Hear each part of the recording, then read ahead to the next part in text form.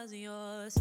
I'm going back, I'm going back, I'm going back, I'm going back, I'm going back to who I was before. I like me better, I like me better. I froze.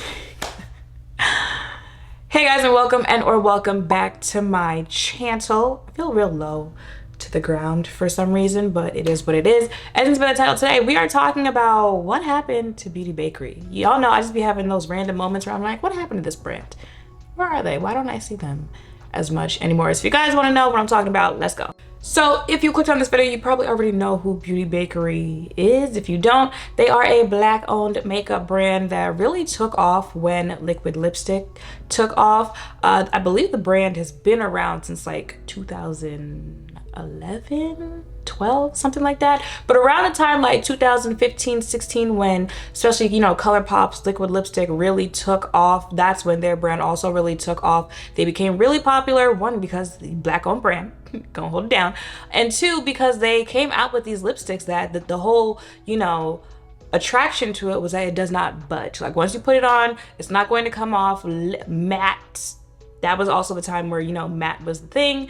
Matte, it was not going to move. I don't know if you guys remember like the commercials for it where they would run water over it and it was not budging whatsoever. That was a real selling factor for it. And then, you know, they started putting out more and more products, and they have this whole bakery, very cutesy type theme. So, you know, it really took off. And again, because it is Black owned, and there aren't that many popular, trendy Black owned brands, like it was real in your face because, you know, they were being heavily pushed for their products. And so people could be in the know of more Black owned brands. So the other day, I'm like, oh, a brand I haven't really heard about lately, like Beauty Bakerie. And actually, as I was thinking about it today, I'm thinking, where are a lot of the trendy, popular Black owned brands? The Demented, the Colored Rains. Like, I know, I would say LYS probably does not get the attention that it deserves, but it is a Black owned brand that's at Sephora. I guess maybe like Pat McGrath is still kind of talked about. I know Mented is still putting up, but y'all see what I'm saying? Like, we might need another video of what is happening to Black owned brands in general, because the push, especially the push they were getting in 2020, is not there anymore. And I think it's very obvious. But today's video is about Beauty Bakerie. So I went to go look at their Instagram page, and they still post like, you know, frequently, but I literally cannot tell you the last thing I heard that they released. I can't tell you the last thing like, oh, this was a thing everyone's talking about, everyone needs to try. So let's get into why, because I feel like there are really like two reasons why. If they've fallen off, this is probably why they fell off. The first reason is the product that they put out. Like I said, they were very well known for, one, the whole bakery theme, very cutesy, and you could think, okay, well, why is that a reason why they would fall off? Because hello, Too Faced is still around, and Too Faced gives, you know, cutesy, just go hit you right in the face with cutesy, all that overload. And right now when brands are, you know, doing this collaboration with every cartoon, every TV show they can think of, like, why would that be an issue? But how they're marketed, how they're branded really plays into the actual formula of their products. If you've tried a lot of Beauty Bakerie, then you know that a lot of their products are very matte, very oil control. And even then you can say, okay, well, so is One Size Beauty. Baby, when I tell you, Patrick is literally just putting out products that are great for him and allowing everyone else to try it as well. Like, if you don't know, Patrick Star has oily skin.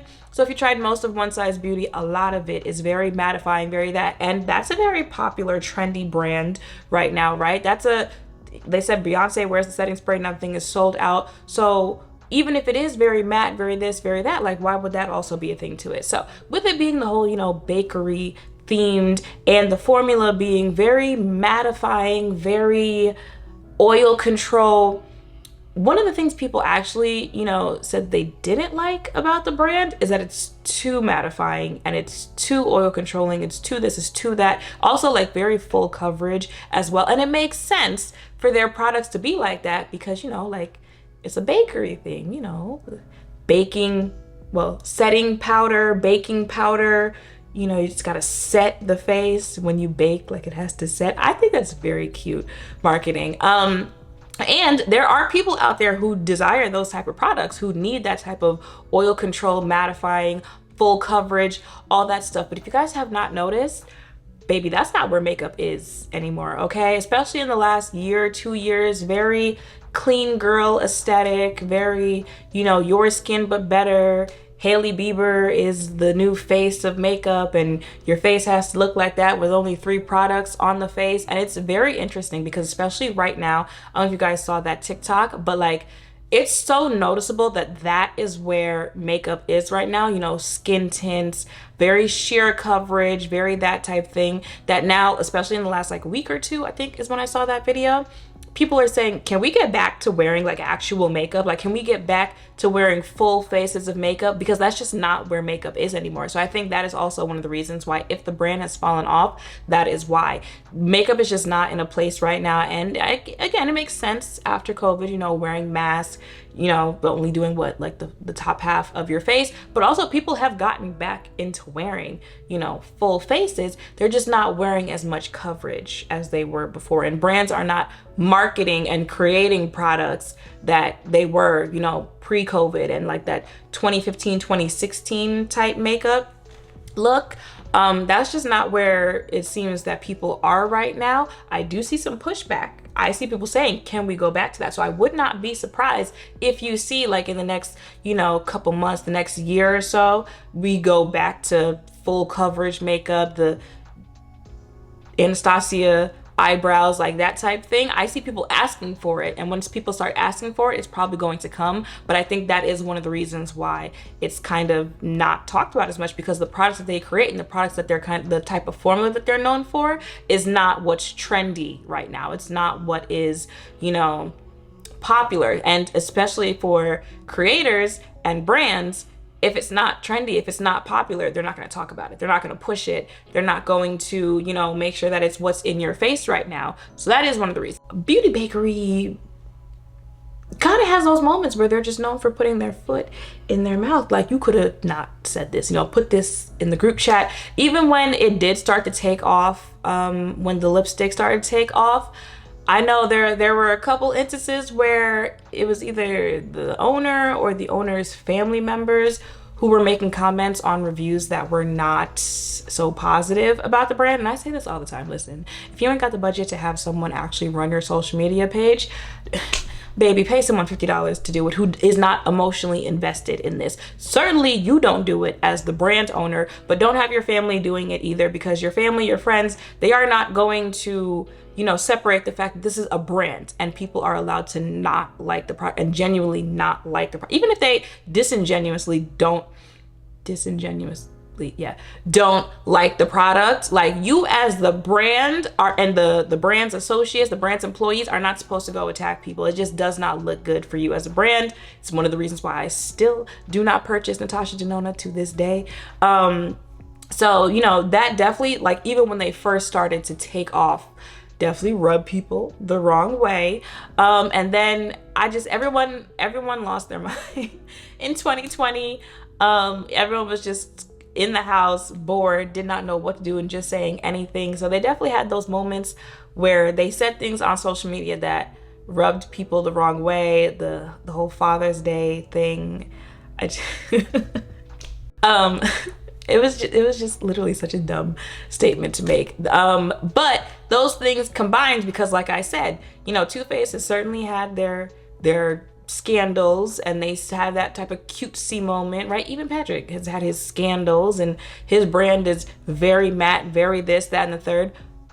But it's also a Black-owned brand. And I think we know by now, Black people, Black-owned brands do not have the grace to make the same type of mistakes that other people and other brands get to make. So I think those two combined is why, if it has fallen off, if it is not talked about as much, that is why. Those two things together are why, you know, the combination of rubbing people the wrong way with how you, you know, show yourself on social media, how you carry yourself, what you say, that will make people just off that not want to support you. But also then the products that you do put out, even though they might work for the type of people that need that type of formula, that's not what's trendy right now. And if it's not trendy, it's just not going to be broadcast like that. So I think those two things together are why, if the brand has fallen off, those are the two reasons why. But you see how I just said, I do see that, you know, the whole 2016 full coverage beat face might be making a comeback. I really do see that, especially like with liquid lipstick.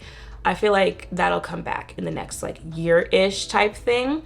So if you know it's gonna come back and you know you already put those type of products out there, this would be your time to work on jumping on that so that you could have that type of, all right, we back in this, we're back in the game type moment. As far as the whole, you know, probably not having the best PR moments out there, you see how I just said most brands have not had the best moments. I think if we did get to a point where that is where makeup went back to and people started wearing, you know, full coverage Instagram beats, that also to give you an idea of what type of makeup looks I'm talking about. If we did go back to that and it was the trendy thing and you do have the products, people will get over the rest of it. And again, I think people should get over. Also because even when the products aren't that great, people get over the things that brands say. So I could see a comeback in that sense if that is where makeup goes, and that is probably where makeup is going to go. I'm telling you, the videos are popping out on TikTok like, everyone doesn't want to have a sheer coverage, you know, no makeup look. Like, can we go back to blue eyeshadow? Can we go back to the cut creases? Can we go back to that? And baby, I'm telling you right now, if y'all go back to that, y'all can just leave me right here. I'm so sorry. I'm not going back to that. I like, you know, a full face every now and then, but you know, anything more than that, like colorful eyeshadow, cut creases, all of that, the whole era of like drawing things on yourself, I'm just not at that age anymore. It's just a little too much for me. Honestly, a full face nowadays, I'd be thinking about it like, do I really want to do this? But I can definitely see makeup going there, and I can see, you know, people who do content creation going there because it is what is trending again. So they already have the products. I think just a little, you know, a little rebrand, maybe one or two new products. I'm really trying to think like, what is the last product that they came out with that I know of? I think I might have seen a primer like 2021 or something like that. I really don't know. And that's crazy because like, even, you know, I do the whole video once a month where I talk about new releases, stuff like that. I don't even see like new releases from them posted on those pages. It's not like, you know, I see it, I'm just not talking about it. I literally don't see new releases coming out from them. So maybe like one or two new releases. But I think that is what they would need to, you know, get back on board to being a brand that is like heavily trendy or heavily talked about, or just talked about enough to where, you know, someone doesn't just sit there and they go, what happened to that brand?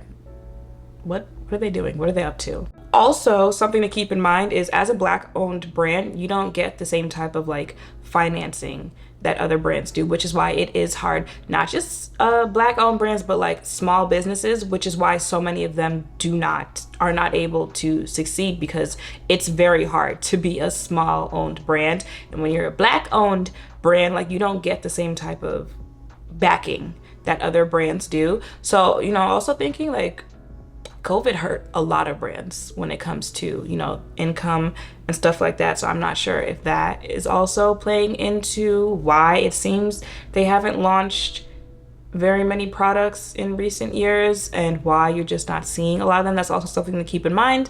But yeah, I'm interested to see where it goes for Beauty Bakerie. So if you have any other, you know, thoughts on where Beauty Bakerie is and why they might be there, leave them in the comments down below. Make sure to thumbs up, comment, subscribe, turn notification bells down below. Also, someone answer the question, what is going on with Black owned makeup brands? Like, what, 3 years ago, it was, you know, we finally realized that Black content creators exist and Black owned makeup brands exist, and now here we are, and it's giving 2014 all over again. But let me know all that in the comments down below. Thank you all for watching. I'll see you in the next one. Bye.